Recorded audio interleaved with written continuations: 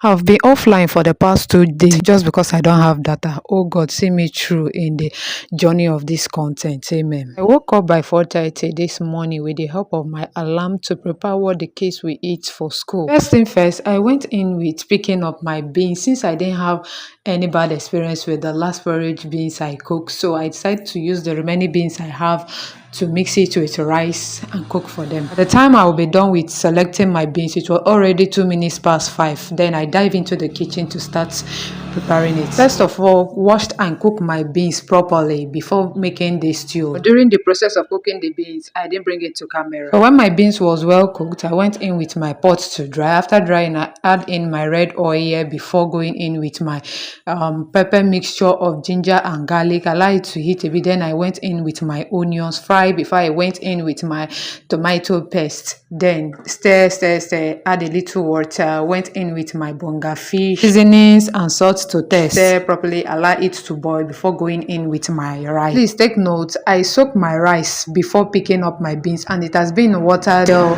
this time I want to put it in the pot. So it's been soaked for 32 minutes. I hope it has taken out enough starch from the rice. So at this point in time, it was 6 o'clock already and I hope we are almost through. So I use one stone to kill two birds by placing close to the fire my pot of water for the kids to use for bathing. So when my rice was a bit cooked, then I went in with my already cooked beans and stirred properly.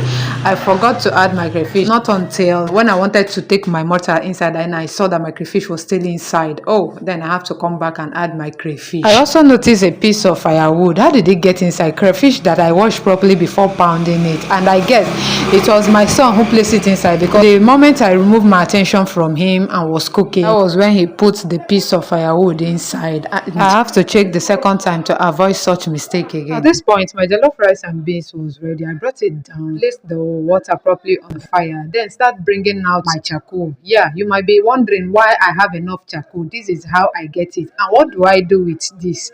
I normally use it, we don't have light here, to press my clothes. That is when I want to go out and my clothes are rumpled, so I use the local charcoal iron to press my clothes. So at this point, my kids are all done, prepared and ready to go to school. Thanks for watching. Bye.